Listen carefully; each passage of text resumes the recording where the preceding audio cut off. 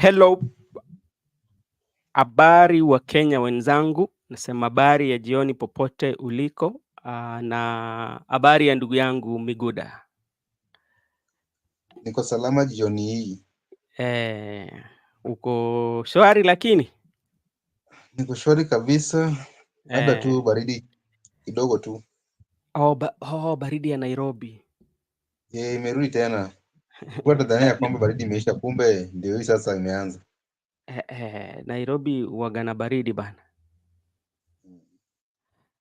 Na Miguda, kuna jambo ambalo limetokea, tuseme kwamba KUPPET wameahidi kurudi shule, strike ile mgomo walikuwa nayo wameshitisha, si ndio? Sasa inamaanisha kuwa watarudi shule. Hiyo ni mzuri kwa sababu watoto watakuja kusoma vizuri, na hiyo tunawapongeza, ingawaje labda sijui kama lalamishi yao ilitatuliwa. Sijui kama uko na habari hapo. Niko na habari karibu hapo masaa mawili imepita, nilisikia kwamba kuna mkutano katika jengo la TSC hapo Upper Hill, Nairobi. Yes. Na kwa mshtuko nimepata kwamba ile habari tulipata ni KUPPET wamesuspend hiyo mgomo ya walimu. Inamaanisha kwamba unajua, ni kama mimi naona kama KUPPET wamesaliti wale wenzao wanajiita NAT. Juu NAT ndio wengi. Si NAT ndio wengi, lakini kumbuka NAT walikubali kurudi. Unakumbuka nini ya kwanza walikuwa wanafaa waende, walikuwa wanafaa wagome pamoja NAT na KUPPET. Lakini nilikuwa nasema ni kama NAT ikaenda kwanza, ni kama NAT walisaliti KUPPET. Sasa leo KUPPET waligundua kwamba wako wachache, sasa wakaisuspend hiyo mgomo. Lakini ningependa kusema hiyo mgomo ni kama walimu hawajapata kile walichokuwa wanataka kupata kutokea na zile matakwa yao, lakini wale ambao wamefurahia ni wanafunzi pamoja na wazazi. Juu sasa wanafunzi watakuwa shuleni na vile vile wazazi watakuwa wampeleka watoto wao shuleni, sasa watabaki bila watoto nyumbani, lakini walimu nao hawajafaidika sana. Unajua,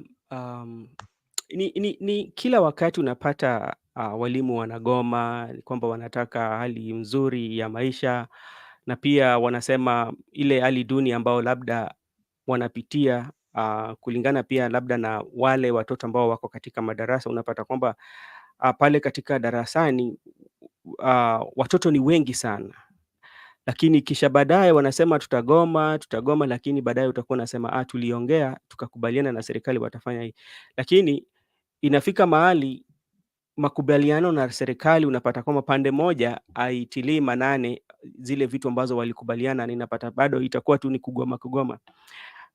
Na hiyo imekuwa ni kawaida sana, jambo la kawaida katika nchi yetu. Labda watu wamegoma, wanaongea na serikali tutafanya, kisha baadaye utasikia wamepelekwa kotini ama wameenda kotini kufanya hivyo, na ninakuwa ni ya kila siku. Iko hivyo. Kwa nini huwa tukiweka agano kwamba nakufanyia hivi, ikifika hiyo siku nabadilisha msimamo? Kwa nini? Nadhani hiyo mtindo ya kugoma imekuwa kitu ya kawaida hapa nchini Kenya. Juu hata wale walio katika hizo nyadhifa za uongozi najua ya kwamba baada ya muda fulani hao walimu watarejelea shuleni na mambo yatakuwa tu ya kawaida. Sasa hiyo mtindo imekuwa kitu ya mazoeano, na sidhani kama ile sababu ya kutogoma watakubali na zile muktadha za walimu. Sasa ningependa kusema tu hivi, kama Wakenya sisi lazima tuepuke na hayo mazoeano ya kurudia kitu moja kwa zaidi ya moja. So walimu naye, mimi napenda tu walimu naye, sidhani kama yale ambayo walikuwa wanataka serikali yatekeleza kulingana na zile vitu wameweka pale na hao maafisa wa serikali. Lakini ni furaha yangu ni ya kwamba wanafunzi wako shuleni na vile vile wazazi sasa wameweka wanafunzi wao hawako nyumbani, wako shuleni. Okay. Pia tunawashukuru walimu kuangalia na kubali kurudi shuleni na kufundisha watoto kwa sababu najua wengi wao wanaenda kufanya mtihani wao. Okay, Miguda, thank you so much for coming. And today we just want to have a conversation about an issue here. You know, there's something that really happened this weekend, and it was so surprising about the Kenyan population and the Kenya political class. And it made me wonder the kind of political lies that is usually practiced both by the politician and the voters. They're in this pool of political lies, and I don't know how it benefits them, or I don't know, maybe we as a society, we are very slow learners, and in the process of learning, we forget really quick. I don't know whether I'm right up to that place, because you were here. I think like you've had like 3 shows talking about what happened when the president visited South Nyanza. I mean the Nyanza region. You used to call me South Nyanza. And I might quote the president when he was in Bungoma before he left for China. He talked about the reception he got in Nyanza was miraculous. I don't know how miracle it was because I was not there, but this is based on what he's saying.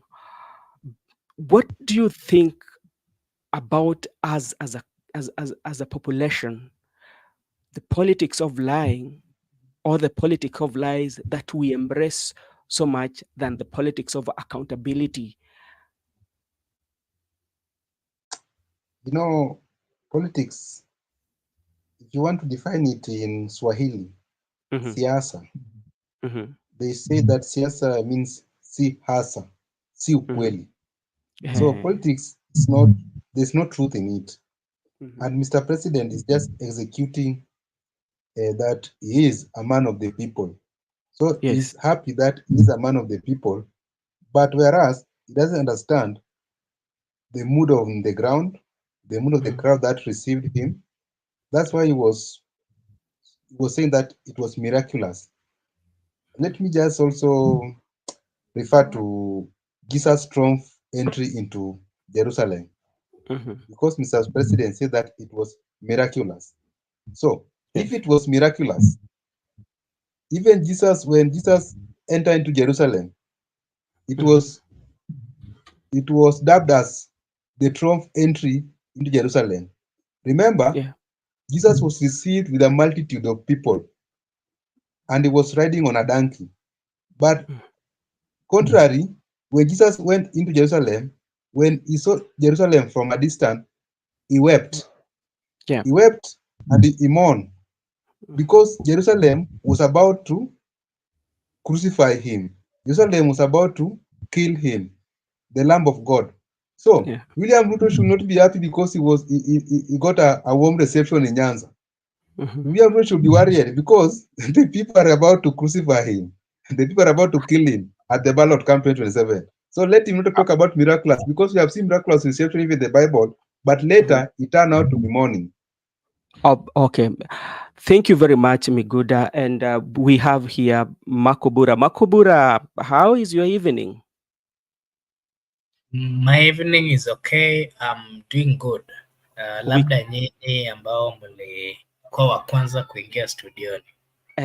kaka, mimi leo nakubaliana na wewe ukisema kwamba jioni yako iko vyema, kuna ishara kuonyesha, lakini si tunafurahia. Unajua, sisi kama ndugu yetu anafanya vizuri ama maisha inamwendea vizuri, hatuwezi kasirika kwa sababu tunajua tutapata mulo kutoka kwako, lakini leo ishara zinaonyesha dalili za mvua ni mawingu. Sasa wewe kaka uko vyema.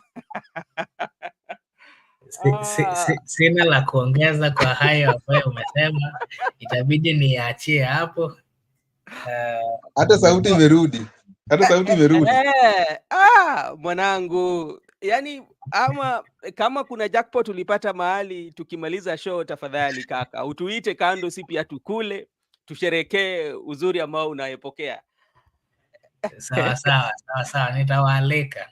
Asante sana na ningependa kuchukua nafasi hii kushukuru Gibson Corner for coming in and Judith, thank you so much for also coming in.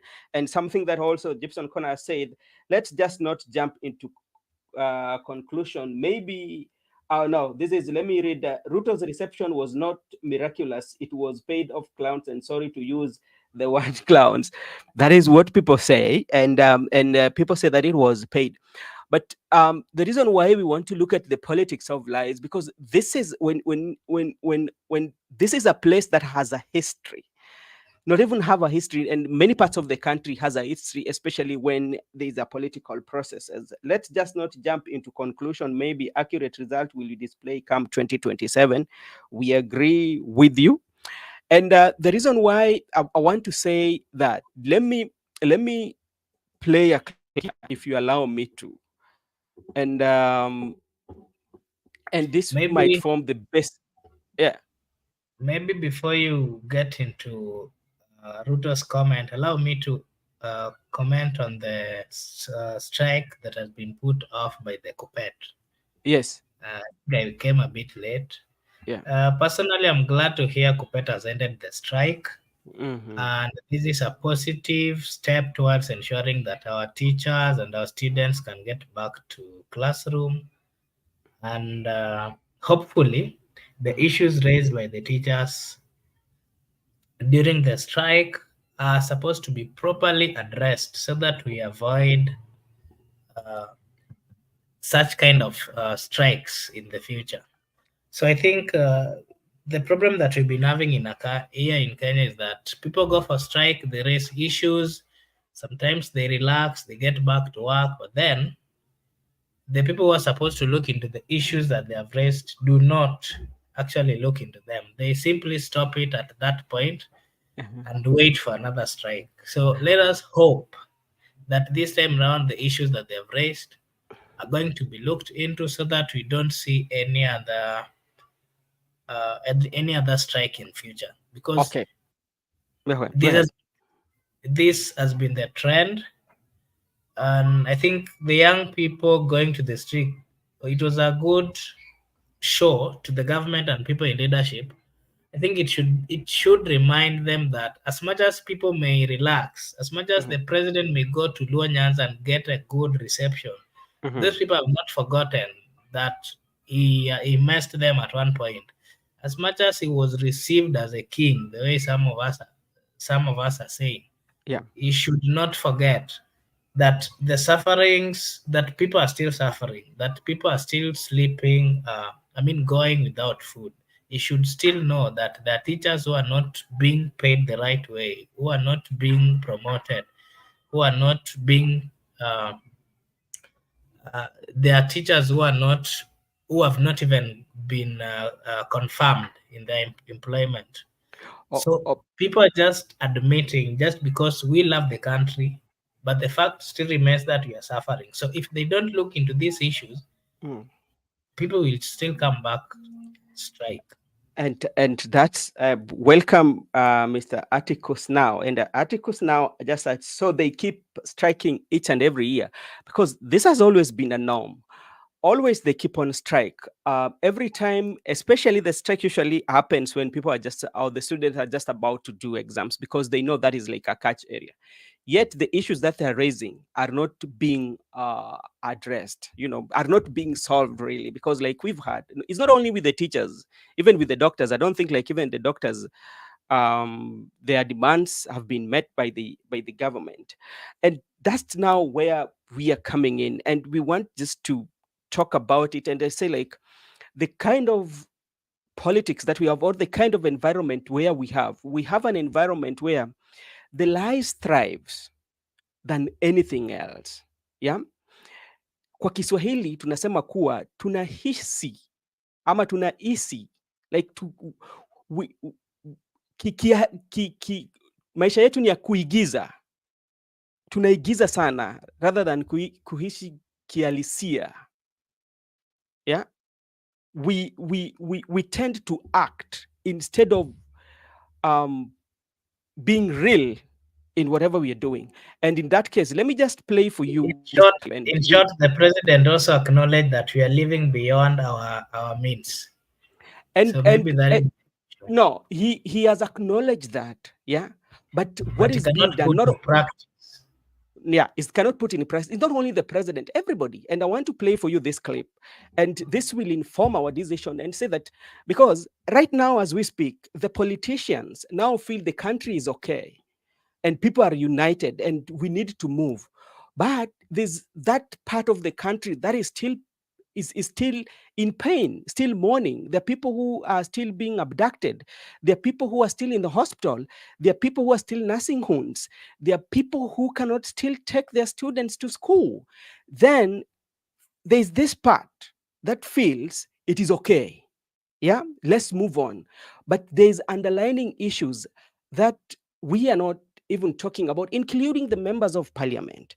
So that's why I want to invite you to this video, and from there we will see what I'm talking about.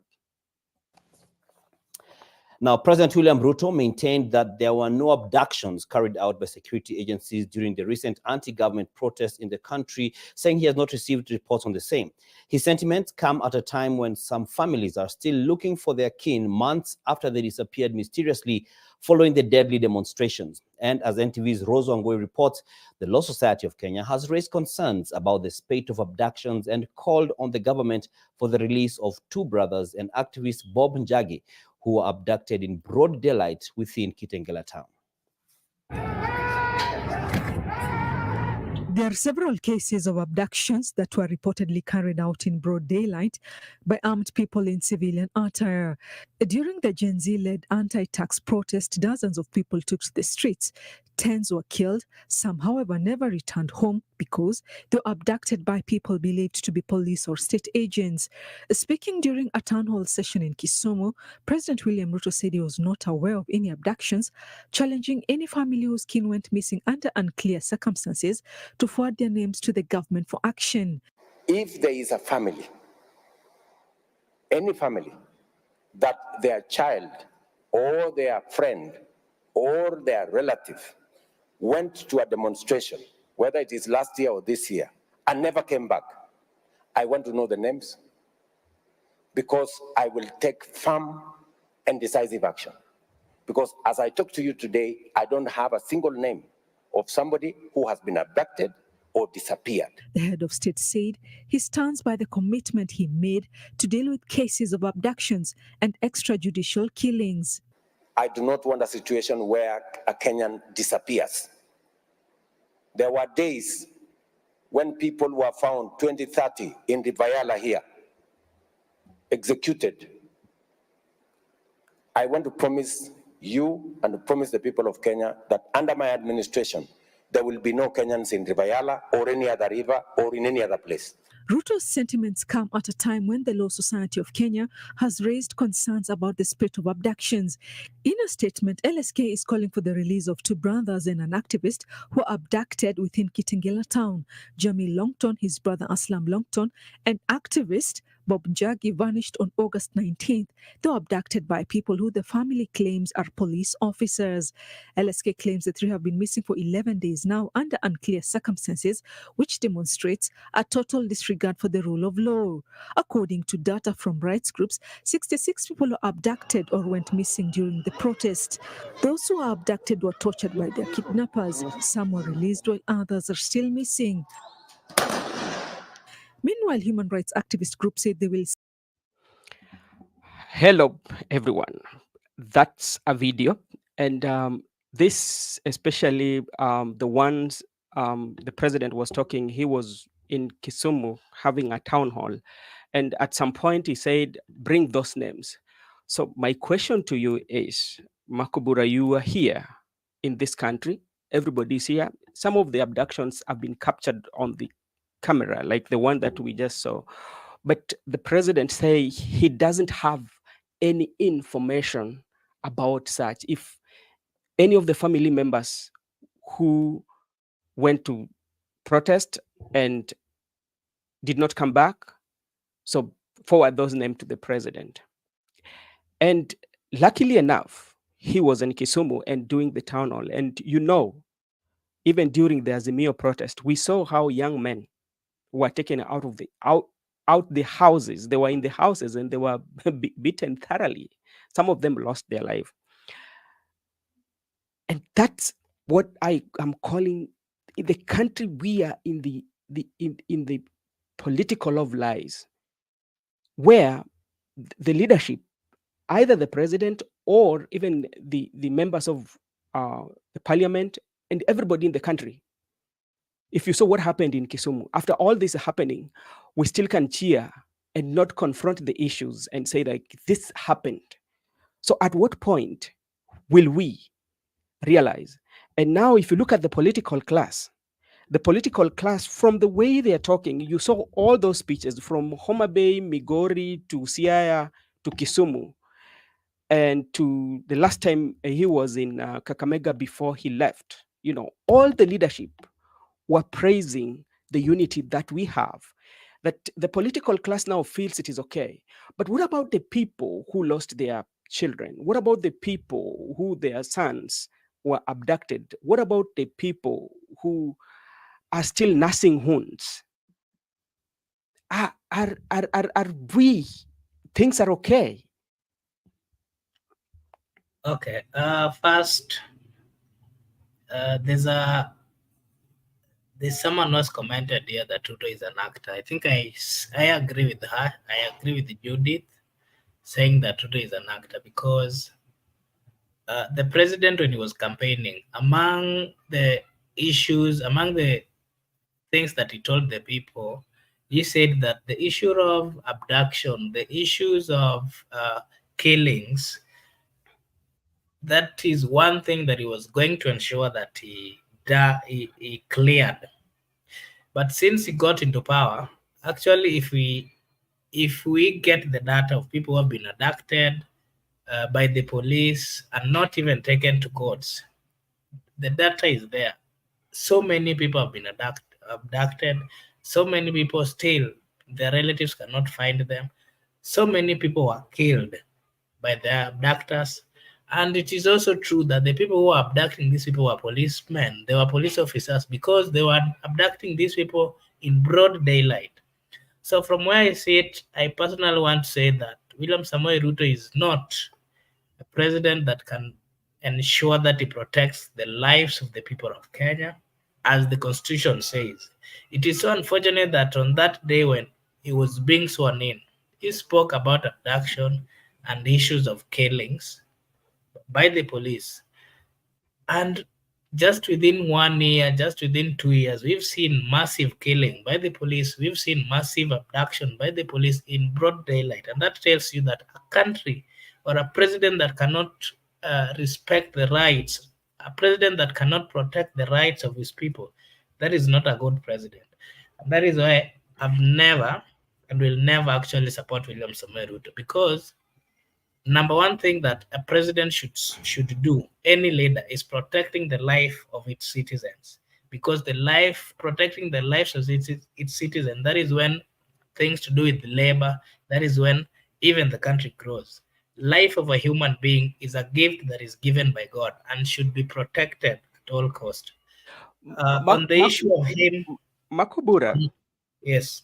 Thank you for talking about that, but I want you to look this is in a broader perspective. Yeah, because when we are coming into the issue of abduction did not start with the administration of President William Ruto. Yeah, that is why I mentioned that. Yeah, while he was getting power, where that day was being sworn in, he specifically talked about the issues of abduction. And he said on that day when it was being sworn in, that in the previous government, that is the government that he was the deputy president, he said that there were so many cases of abductions, there were so many cases of killings. And while after him carrying the Bible, he specifically singled out the issues of abduction and said that in my government, you're not going to see such kind of things. But we've seen it done even more than how it was done in the previous government. And that's the entire government. And now we are asking ourselves that, okay, we've known that this is happening. It is not very new, even with the president that we have currently in the Kenyan system of government. And remember, even in 2018, when the abductions were taking place, there was a handshake that was there. Yeah. And even during those times, we believed things were okay. There's the group that felt, okay, now things are okay, let's move on. Think about the 207, the IDPs. But as the politicians move on, there's this group of people who have gone through this that are still in pain for such like You what they know, went through. politicians simply use citizens, innocent citizens, to get to where they want to get to. You've seen that the ODM members, the likes of Mbadi, those who are given a position in this government, they got it out of the suffering, out of the killings that were made to the young people. That is the truth of the matter. If there were no demonstration by the young people reminding the government of their responsibility, these people would not have gotten this post. And if the government really cared for the youths, the people who had been given this post were the youths of the Republic of Kenya. It was so wrong that they are now bringing in the opposition team to take, and then they're trying to tell us that this is a broad-based government, which broad-based government comprises of a single leadership of an opposition leader. Okay. Thank you. Let me bring in Miguda. And Miguda, I also want you to look at it.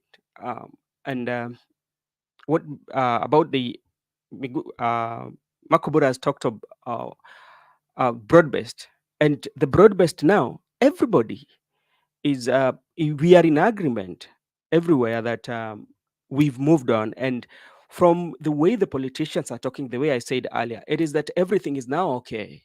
Like we are moving on, we are united as a country, we are now inclusive. But we are inclusive, but there are underlying issues that should be should be listened to and see on how to solve them, because there's this group that is moving, or that everything is now normalized, we are good. And president even is praising and saying that now we are okay. But you, as Miguda, what is the way forward for the group that is still in pain, still looking for their loved ones who are lost, still looking for some of their loved ones maybe who are abducted, who the whereabouts is not known? How can we make sure that they also feel like that inclusivity, they are in that inclusivity, they are in this broad-based government and feel like, okay, now we are in, now let's move together? Or that is one. Secondly, if we believe now that it is now very calm, it is the right time for now people to come in and start to make truth. Let's bring in truth, because the truth will set us free. Let us know, okay, there are people who are abducted, there are people who died, there are people who might have any kind of injury.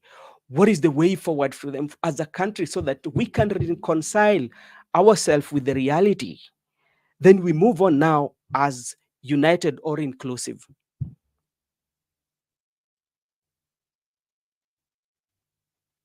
I want to look at it into a broader perspective. Yeah. The underlying issues have never been addressed, and I think the buck stopped with the president. True. Mr. President William Ruto, I can dub him as his negligence. He has a duty as a president to ensure that the people who lost their lives, those people who were abducted, they get compensation and they get justice. But you see, he's reluctant to address the underlying issues because he is a beneficiary of not addressing those underlying issues. I'd just like to cite two examples. You have asked about truth. There is Yeah. a report, Truth, Justice, and Reconciliation Commission report, TJRC report. To Yeah. date, TJRC report has not been implemented. If it could have been implemented, and the people who participated in killing people, abducting people, the people participating in mayhem, during Moi's reign could have been brought to book, and justice could have been done to the people, the victims. And not only justice, but also the people who suffered could have been compensated. So there was no implementation of the TJRC report. The reason why the TJRC report was not implemented because it favors the leaders who are in the positions of leading us. So we should first implement our TJRC report so that in future, any leader like William Ruto could have compensated the victims who were injured, the victims who were abducted, those who were killed. Example two, you remember the post-election violence 2007-2008. Yes. There were two perpetrators who were taken to ICC, William Ruto and Uhuru Kenyatta. They were acquitted. They were not supposed to be acquitted. If they could have been convicted, we could have not reached into this point. Because this is what we call transformative justice. There was, during that time, the former president of Tanzania, Jakaya Kikwete, Condoleezza, and Winnie Mandela, they came to Kenya and they promised us that even Kofi Annan was here, who was chairing the mediation between ODM and PNU. They promised us that the victims who lost their lives during the post-election violence 2007-2008 were going to be compensated and the perpetrators were going to be convicted. So you see, after a long time with the ICC case, both of them were acquitted. There was no compensation for the victims who lost their lives. There was no compensation for the victims who lost their properties. That is where we got it wrong. So these people, they knew that they are beneficiary of not implementing TJRC report, they're the beneficiary of the 2007-2008 post-election violence because they were set free. Now, if they try to compensate the current victims, the people who lost their lives during the demonstration, the people who were abducted, the people who lost their properties in demonstration, if William Ruto tries to compensate them because the buck stops with him as the president, he knows that people will ask him, what about the TJRC report? People will ask him, can you revive the ICC case now? So he can't risk of compensating the people. That's why he keeps on putting the ball to the player that hacks Raymond Omolo, hacks Kindiki, but he don't want to be liable. So we're telling Mr. kindly, that's why we say we need a fresh leader who can implement TJRC report and also, if possible, can revive and understand why they not. We don't want to revive the ICC case so that they can be convicted or they can be arrested. We want the victim to be compensated, those who lost their lives and those who lost their properties in the 2007 election. So this thing is an historical event in this country. So we need to implement and also compensate from the time immemorial to date. Okay, thank you. And I'm coming to you, Makobura. And Miguda has given a very good illustrations from the time of 2007, what happened and how people went to Hague and all that. Those are them. But the bucks now come to the society. The society who is the voter. Yeah? Because all these things, they do happen, and they don't happen when all these leaders are by themselves. They happen because the leaders are the people that they are speaking to. And the people they are speaking to are the victims. And it reaches a point whereby the victims themselves, do I say that, as I said earlier, that the slow learners, or we are not very, very, very much ready as a country to stand with the truth, including the voters that we are, those are being spoken to, all those who are voting, because none of them can raise these issues, like that courage, to say that, okay, our only one condition is this. This is what is going to happen. But we've seen that when it comes to politics, even the victims themselves will say, this is our man. And if he's bad, the bad it may be, or is a thief, is corrupt, is our son. Leave us with our son who is corrupt. We embrace. Then we come and complain. Do you think we are moving forward as a country? On that part, of course, there has been a serious problem. And I think the leaders of the Republic of Kenya are taking citizens on a ride, because we've seen it's the citizens of the Republic of Kenya who are always fighting for their rights. Sometimes the political class tells the people to go for mandamanos. If they get to mandamano, you find that the people are just trying to fight for their interest. We've seen it when for example, if with the same examples that you've given, in 2007, when there was a disagreement between the two, that was the Raila part and Kibaki part side, so many people died. But along the way, those who were even killed after these two gentlemen agreeing to share power, no one was compensated. Those who are displaced, majority have not been compensated up to date. Most of them are still actually in places that they are not even calling home. So there was a lot of displacement. Up to date, it has not been resolved. They have not been compensated by that government. Come to 2017, when there was a problem again with the government and the opposition, people were killed. So many people were killed. And we remember the opposition and the government saying very well that once we settle all these disagreements, we shall compensate. We didn't see any compensation. Come to 2022, immediately after Ruto took over as the president, there were people who were killed. He promised that once everything settles, he's going to do it. The compensation bit, he didn't. The recent one, which we've not forgotten, the young people of the Republic of Kenya, they came out to fight for their right, not even influenced by the political class. But when they were still continuing, the opposition came to place and then started pretending that they were also part of the mandamana and the demonstration. They simply confused the youths, the people who were demonstrating. Before the young people got to understand what was going on, they were like trying to give pressure to compensate the people who were killed. Little did they know that the opposition was simply using them to get into power. Before the ODM leader got into agreement with the president, he was very particular.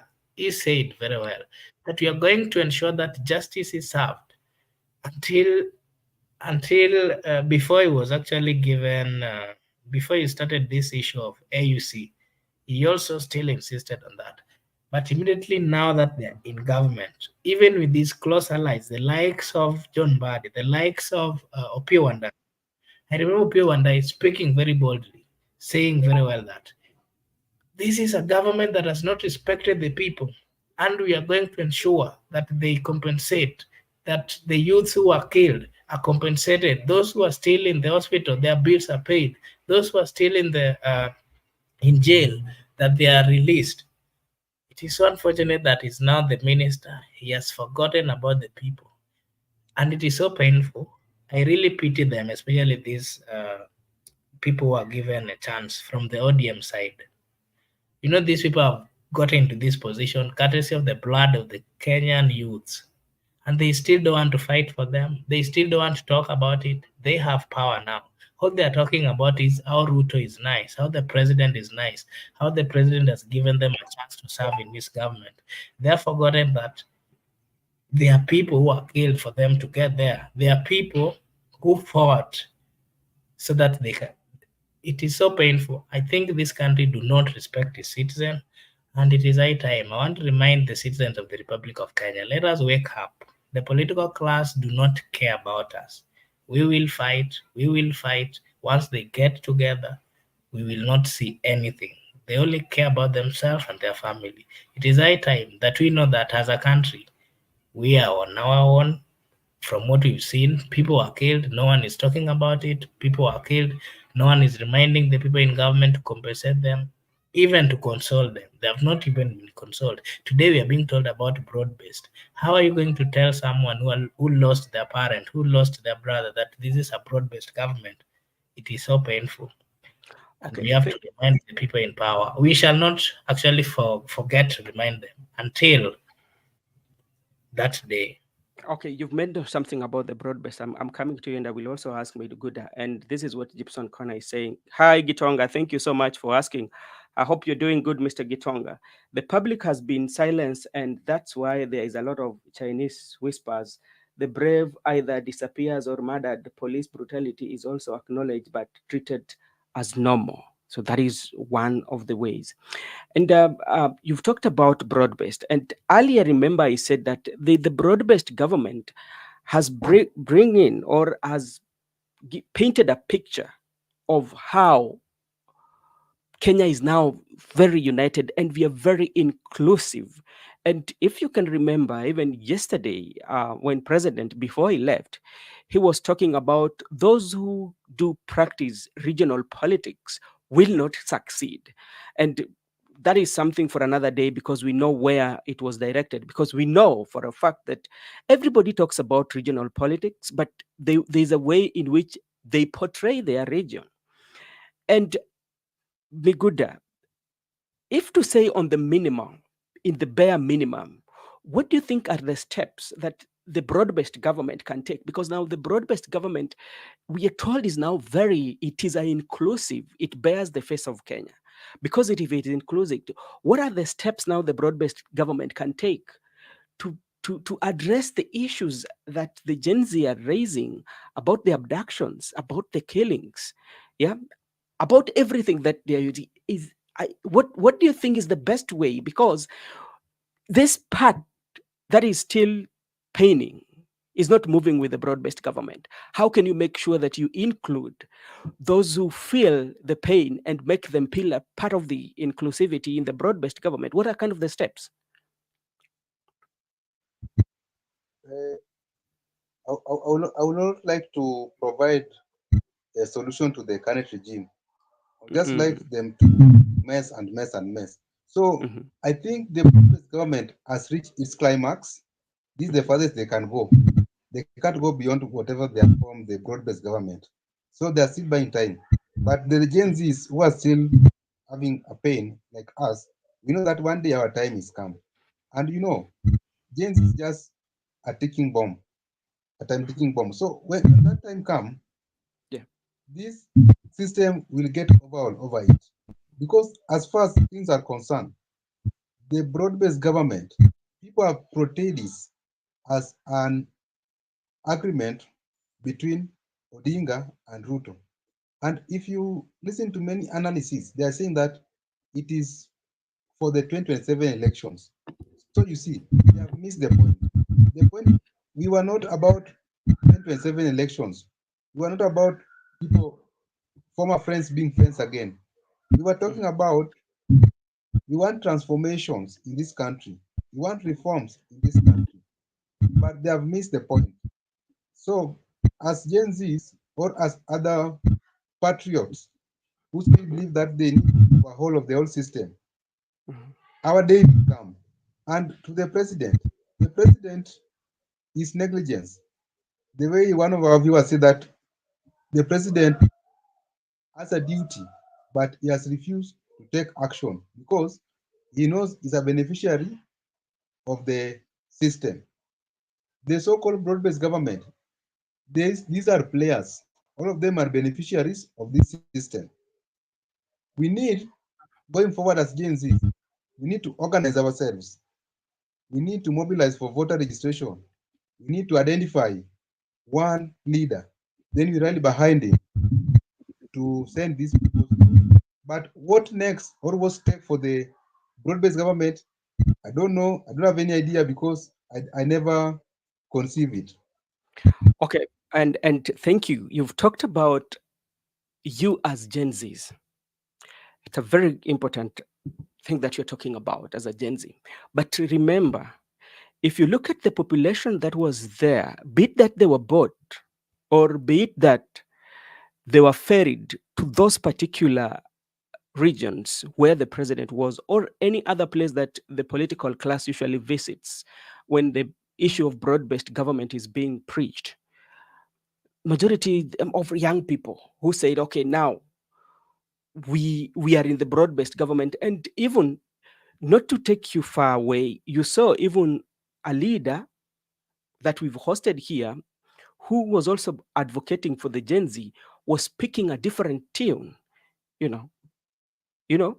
So as much as you say that we are Gen Z, how prepared is the Gen Z to walk away from the politics of lies and go to the politics of reality and coming out with this is what we want and this is what we are going for? Yeah. Who are not going to be swayed by the money and will be swayed by the ideas that brings accountability and vision to the country, that takes people out of bondage, even themselves who are in bondage. How are you going to do that? Because you talk about, can you check your mic? You talk about we us. Yeah, we as Gen Zs, Mhm. a journey of 1,000 miles begin with one step. Yeah. So we are on with the journey. We have not given up. You have seen, first, one of the things we have put down is civic education. The civic education is going on.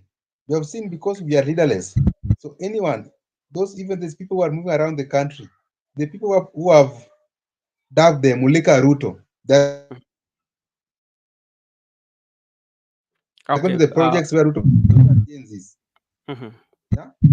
Yes. So we are providing civic education to the older generation, and also we are on to identify the people who we are going to work with. We have said that if you are not going to listen to us, 2027, we are not going to listen to you as well.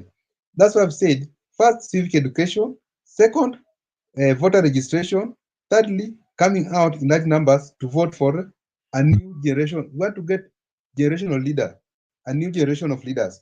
We are not going only to deal with the president, but we're also going to deal with the parliament. In fact, particularly, we want to deal with the parliament. We want to make sure that almost all of the APs in the National Assembly, they don't make a comeback 2027 to that August House. So, as Gen Zs, because we told that we are tribeless, we don't care who become our leader in those arms of government. Because we are partyless, we don't care which party you are. Mhm. Because we are tribeless, we don't care where you come from. Provided you can resonate with our mandates, provided you can resonate with our grievances, with our demands, we are going to put you into those positions, including some of us. Some of us here, you will find their names in the ballot. You might find Marco Bura becoming an MC. He has yearned for that thing for long, since he was in primary. He wanted to become member of parliament. I wish him all the Uh, best. So we are going to make sure that we put our plans, because as you know, we are organizing at social media. There is nowhere we are meeting. Our meetings are done on X Space or on social media on TikTok. So we are on because the journey is still on. That's why I told you the people who are pretending that the Gen Z movement is over. They are daydreaming. Our time will come, and we will ensure that we get this country into the right trajectory, the way we wanted it to be for us mhm. and our generation. Okay, maybe you can also check your mic because like it has like some sounds. I can monitor it from this my end. Makubura, you know, maybe he's checking his mic. Let him check his mic.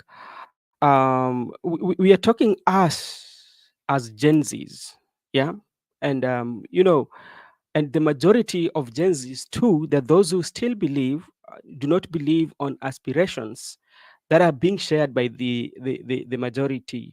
Because I can remember there was I was checking at Morara.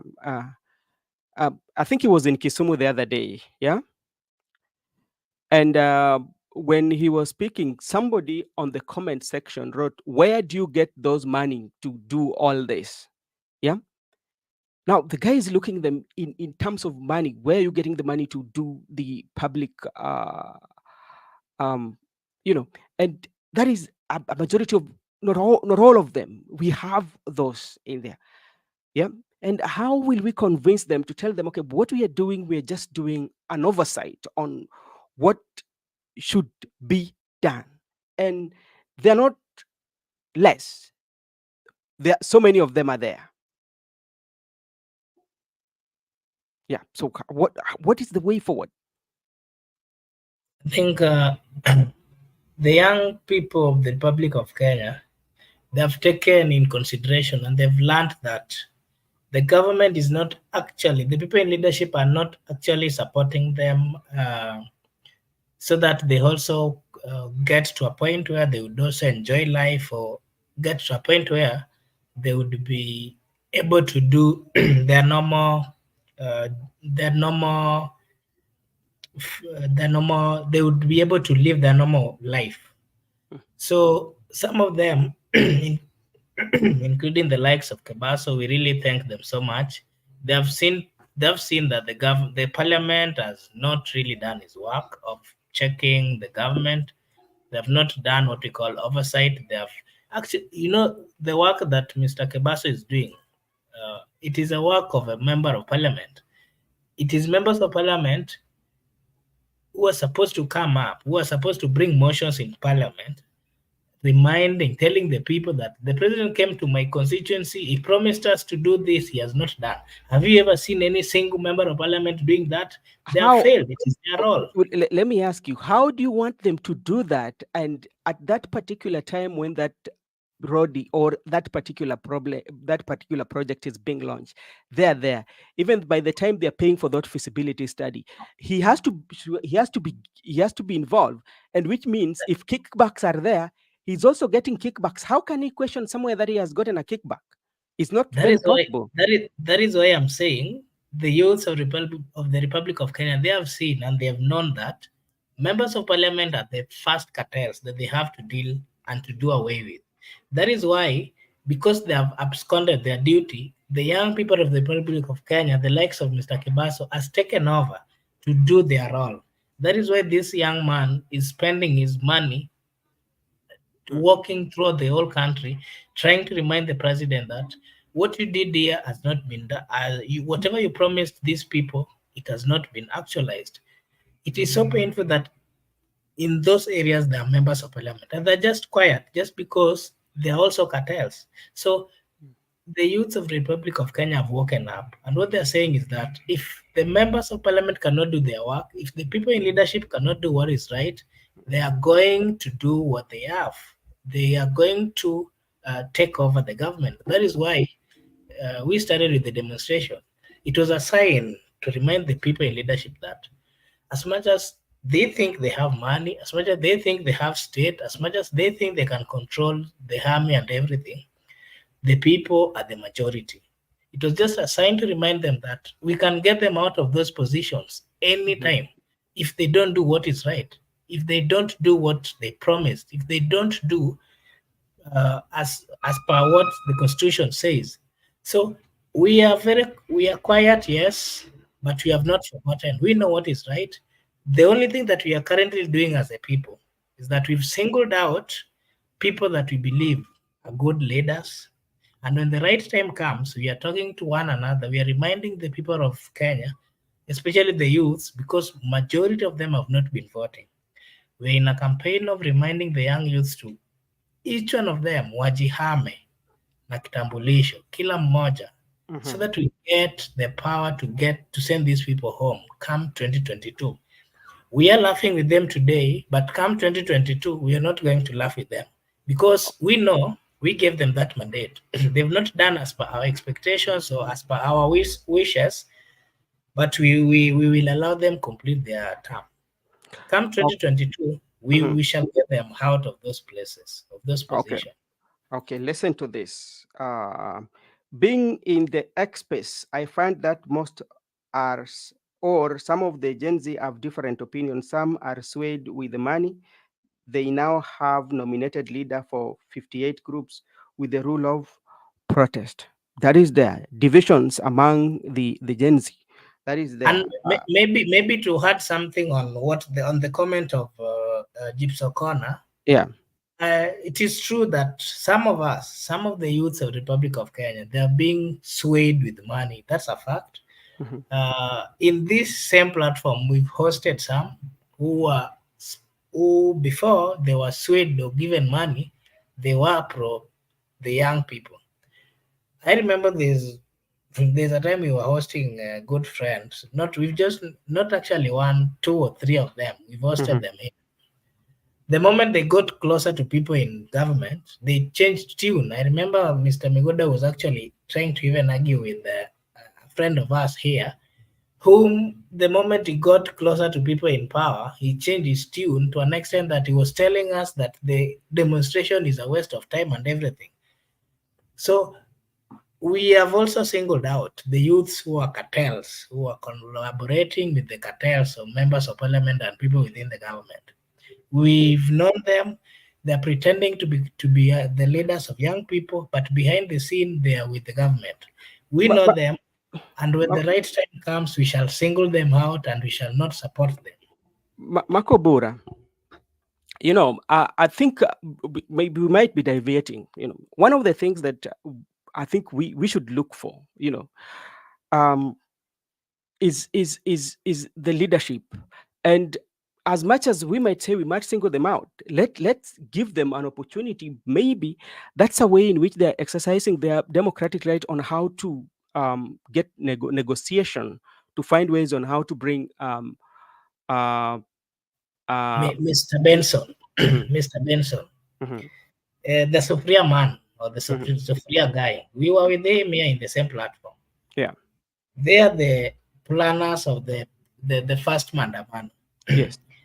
And the reason why he accepted to carry Sofria on his head, it's because people are not actually able to get their daily basic needs, things to do with food. That is the reason why this young man carried this Sofria in his head. And people are killed. He's among the people who are fighting to ensure that the government should respect and compensate people who lost their life.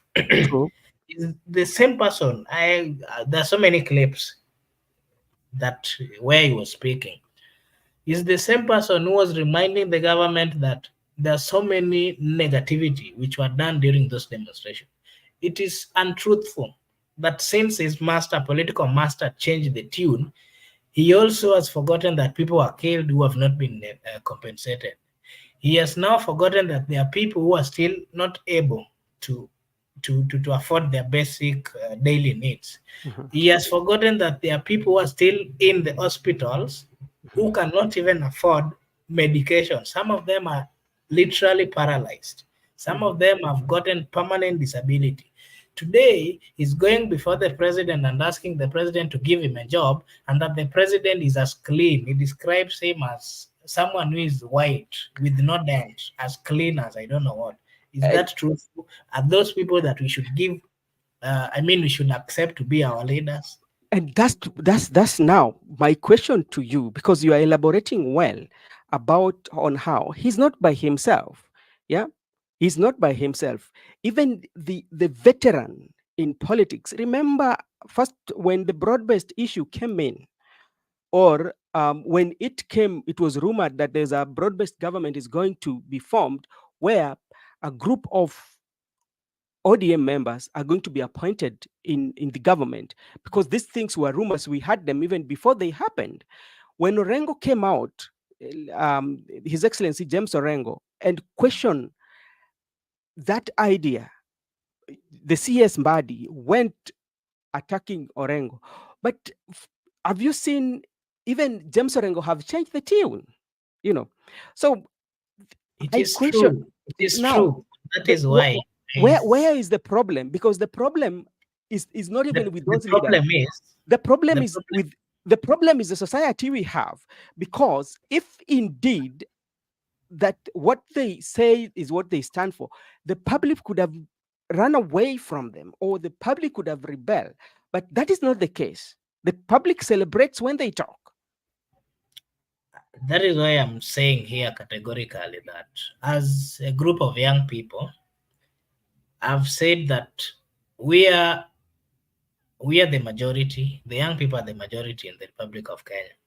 But some of us, because they've gotten close to people who are in government, they've been given some money to speak against the youths who are reminding the people in power that they are doing something which is wrong. That's a fact. And so we are saying that they have that right. That is what the Constitution has given them, that right to have a different opinion. They can criticize the youths who are saying the government is doing what is wrong. They have a right, just the same way you saw or saying the spokesperson telling Mr. Kebaso that what he's doing is wrong. I don't know what, that is lying or anything, things like that. But we also know that among us, there are people who are lying. Mm-hmm. And we've known when we start negotiating, when we start a journey, we know where we shall put them. We know an extent to which we shall engage them.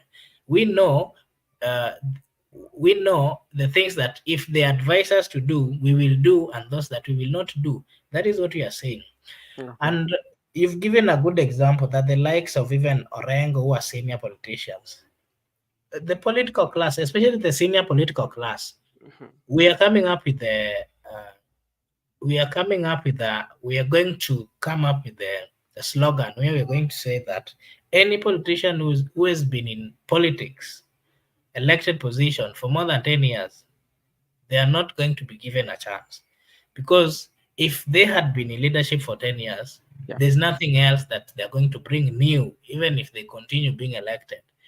Mm-hmm. We are going to support one another as the youths of the Republic of Kenya. We know where the shoe is not is painting or not. We know where we are not finding it easy. We are Okay. the people who understand the problems that we are going through, because we are the majority and we are learned and we have what it takes to drive this country. Okay, thank you so much, Miguda. I don't know how far the protests for the university student. Don't have any information about their protest because they were supposed to be.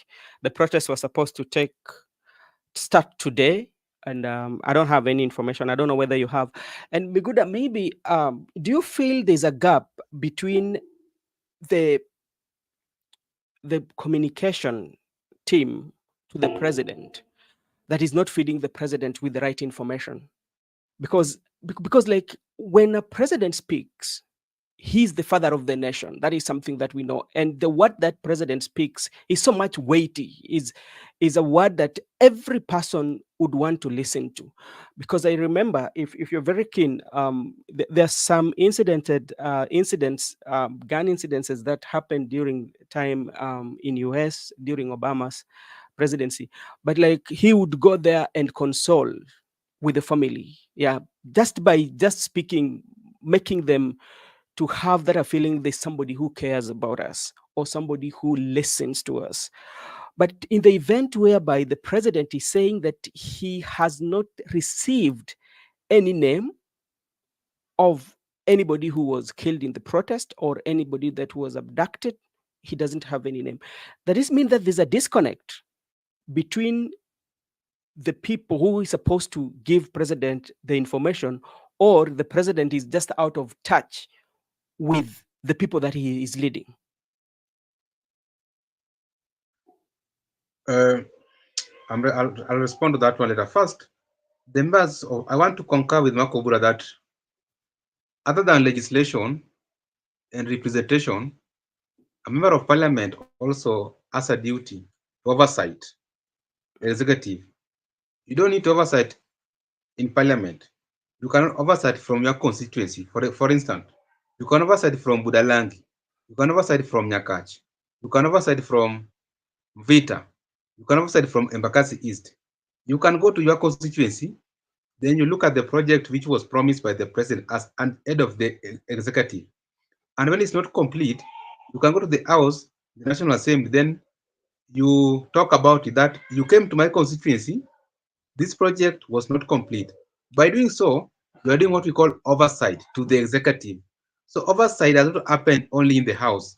It happens even outside the House. Another thing I want to add, we as Gen Zs, we have a broad plan. And you know, because we are formless, like me personally, I've done a research on voter registration, and I've written a proposal on how we can identify those people who don't have ID cards, how they can get ID cards, and the people with ID cards who don't have the voters card. So in my proposal, I've done everything. It's a very detailed one. I'm having it. So I only need funds or a caravan whereby I can have people we move across the country from Mombasa and finally to Nairobi for 7 counties. Then after that, we can retreat. Then come a year to elections, we counter the politicians as they campaign, as we are campaigning for the mass voter turnout. So by the time our leader will be at the ballot, anyone we identify, we will have a massive people who will turn out to vote for that person. So I've said people have different ideas. Like me, I have my personal idea. I've crafted that research very well. I only need some funds. I'm still lobbying for some farms outside. Once I get the funds and the caravans, even Makubura will not be in this studio. We will be moving across the country with some leaders. So responding to the question about students striking in the University of Nairobi. Actually, today I was supposed to be in the University of Nairobi, but I'm going tomorrow. I've called 2 of my friends. One is taking PhD, my cousin. The other one has just transferred from Egerton to University of Nairobi. I called them. This is why I didn't go to University of Nairobi today, is because of the strike. So when I called them, they told me that already the students have organized. They were striking in main campus. They were striking in main campus. Then all of them moved into VC office, and he told me that they were coming out one by one. So the strike stopped at the VC office. So the strike was planned very well. Once they were into VC office, I don't know what they were told, I don't know what they were given, but they came out one by one peacefully. So that's how the strike went for today. So, but the reason why the strike is not that much attended, Brother Benson, is because the new funding model is only affecting the new students. The current student or the continued students or the older students, it does not affect them. The only thing that affects the older student or the current student is maybe hostels management. But in terms of fees payment, it only affects the new student. And the new students do not know how to maneuver with these policemen.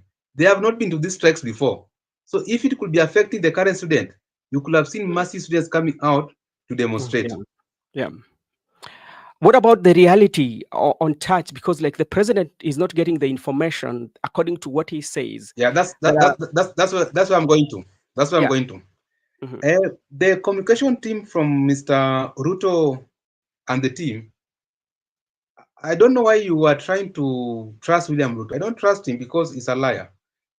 Mr. Ruto confessed in an interview as stated that an 8-year-old child who was shot was not dead. It means he received these informations. He knows these things. When he's in Nyanza, he's telling us that if you are abducted, if you are killed, go and look for Raymond Omolo. Because the people of Nyanza will be happy when there are people like Raymond Omolo. What about someone in Vita? What about someone in Turkana, in Garissa, in Wajir? From Wajir to Nairobi, if you come to the Interior CS, the State Department at Arambe Avenue, if you went to that office, you cannot get Raymond Omolo. Personally, I've tried to reach him in that office. He's not there. So Mr. President was just pleasing the Nyanza people that try reach Raymond Omolo so that your issue can be sorted. And the communication team have been defending president. So why you say that it has failed and it's the same team which is defending him? Remember previously we watched an interview of Morara and Jeff Koinange. Hussein Mohammed literally defended the president. So this communication team has not failed the president. The president is privy to information. In fact, you will be surprised. Mr. Ruto knows all of us here. He knows you, he knows Makobura, he knows me. Because he's receiving intelligence, he's receiving briefs. Me, I was surprised. Makobura can tell you. There was a person who came to this show and said that, oh, Miguda, I know you. I don't know the other person. So I was like, you know me from Nandi. So I was like, you see, this Mr. President is privy to information. He has intelligence. He's receiving briefs. So there's nothing like miscommunication. There's nothing like they offend Mr. President. It's just, they're just playing politics. They're normal politics in this country. Okay, I thank you so much, and Makobura I will leave you the show so you can move a little bit because I need to attend to some other issues. Now, we have this population that I'm concerned with, that is not moving with the broad-based government, that is still painful.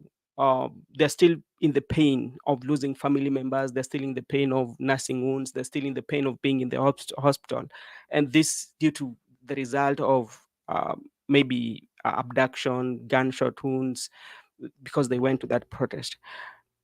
Why can't the members of parliament, since the president is saying, okay, I'm not having those briefings, and these informations are there in the social media. Yeah, people are posting them in the social media. We've seen them in major TV stations that we have. We've seen even members, people like Kasmuel, Mercy Tarus, and all those who've been defaced, talking about their members being abducted, their members being in the hospital. Why can't members of the parliament take this issue and bring in for discussion in the parliament? Because that's where the representation is. What are they still waiting for?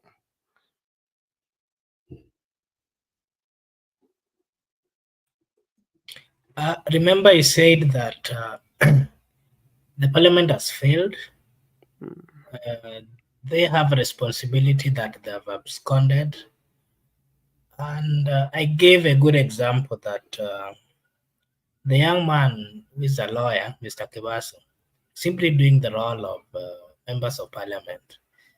So it is high time that as the young people, we have to wake up and check the role of the opposition. If the people that we gave the mandate to check the government are not doing so, if they are the people who are collaborating with the people, with the presidency or the executive to loot the resources of the people of Kenya, as a people, we have given them, we have delegated power to them. We have to now recall back the power that we've given to them and exercise it as a citizen of the Republic of Kenya. Because we cannot sit back and relax, seeing a group of less than 400 in number messing or not doing the role that they're supposed to do. They have failed to remind the government of their inabilities. They have failed to remind the government of the things that the government is doing wrong. They have failed to call out people who are corrupt in the government. Instead, they are actually still giving chance and even supporting corrupt people in the government. The other day you saw when the bill of impeachment was brought before them, they look very confused. They do not even know which side to go to. They do not even want to look at the merits and the demerits of those cases. What they are only focusing on is how close and what is their political leader saying. So I think the parliament has really failed us. That's a fact.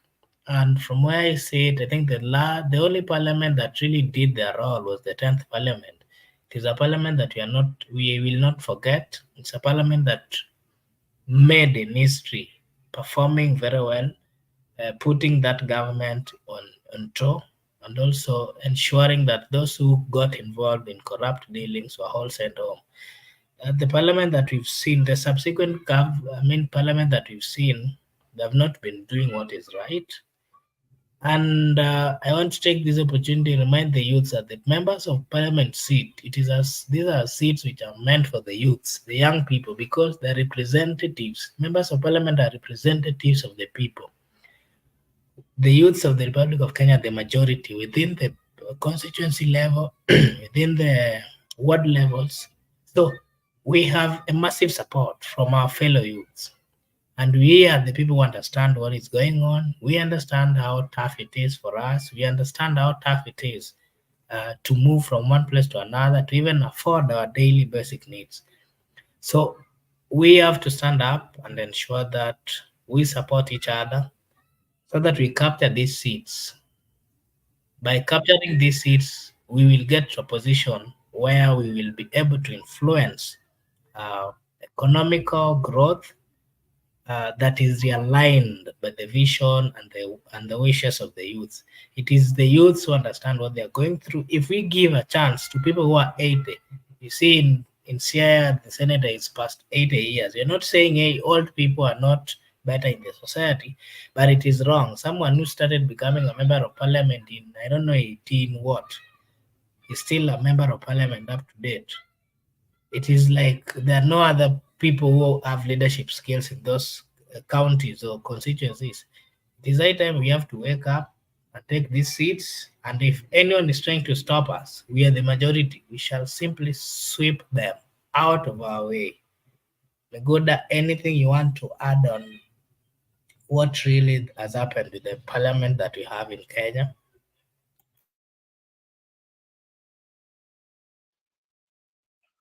Parliament, we have said that it should be dissolved.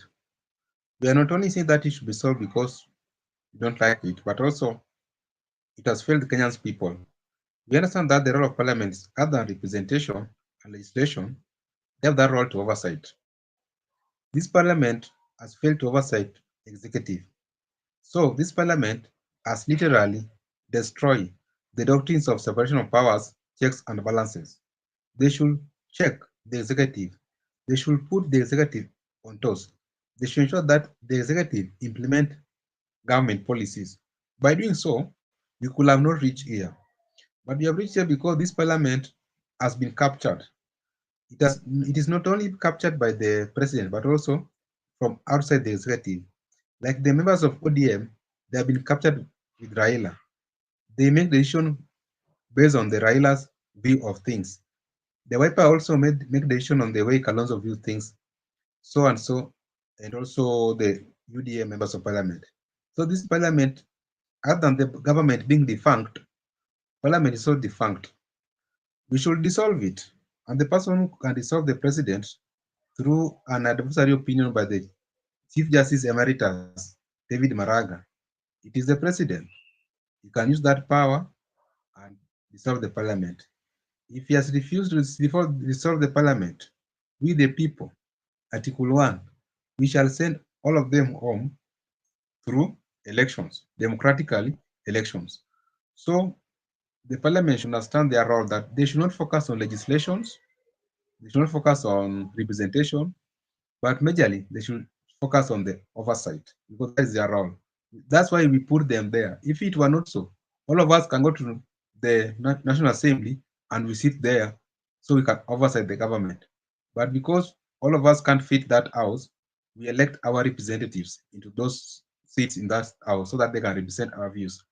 But for those people who are not representing our views, as per our understanding, we are going to send you back home. Remember, we said that no to finance bill, reject finance bill. That was our view. And for those of you who insisted on passing that bill, we came even to parliament to stop you from passing that bill. The same way we came to parliament to stop you to pass that bill, the same way we will come at polling station and send those members of parliament who do not understand the role of a member of parliament. Okay, thank you. We saw the president was accompanied by the former premier to China.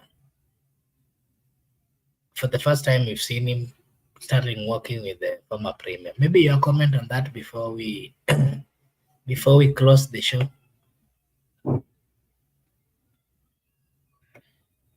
Before we came into the show, actually, we were discussing with Brother Benson that former Prime Minister Raila Odinga has accompanied the president to China. Then Mr. Benson was in denial because he wanted an authentic information because he has not proved it. I told him that I received it from Mr. President Twitter handle that he was accompanied with the former Prime Minister. It was actually on news, so it's and it's very authentic, yeah? Yeah. So we have said that ODM and UDA, they have formed more of a coalition. They are in agreement. Was it necessary for Prime Minister to travel with President to China? It was unnecessary. Right now, he should focus on his campaigns on the AUC chairperson. We have heard that maybe they have gone to China to lobby for more funds for his campaign. So maybe he has accompanied the president because he's the candidate from East Africa, so that he can be shown to the Chinese that this is our candidate. We need so much of these funds so that we can fund his campaigns. Maybe. But I believe that they are still, according to me, when they form an alliance with Raila, it has been long since Ruto and Raila part ways. It has been long. So they have come into new friendship, but old friends, they have formed new friendship. So they are still in that, maybe they're still in honeymoon, they're still going out. You know, when you find a new girl, you must treat her first, take her out, take her to places, show her things. But with time, it gets normal, and you live together. So these are new friends. They're still taking each other out. They're still having their honeymoon. They're still having their romance. So politically, and when that time will be over, they will get it normal. So it's just normal for them to travel to China to discuss their future politics, to discuss the current broad-based government, and not to discuss the affairs of this country. Because sometimes you need to take a retreat outside the country so that you can discuss what affecting you and the future. Because people are realigning, you don't know, maybe they have gone there to discuss maybe details about their future politics come 2027. That's just my opinion. Okay, thank you. Before we end the show, allow me to take this opportunity to acknowledge the following. Gibson Connor, thank you so much. Judith Karuitha, thank you so much. Astariko Ogola, thank you so much for joining. Atticus now, thank you so much. And those who are also on the viewing section who have not commented, you're so much grateful. This is Brother Benson Media. If you are new here, kindly like and subscribe to the channel, because this is the only channel where your opinion counts. Mr. Miguda, before we end the show, any last remarks to our viewers? To my roundup is just to say that it's always a pleasure to be here. Bye-bye. See you next time. Okay, thank you to everyone. Have a good day, good evening, good night. Until tomorrow, bye-bye.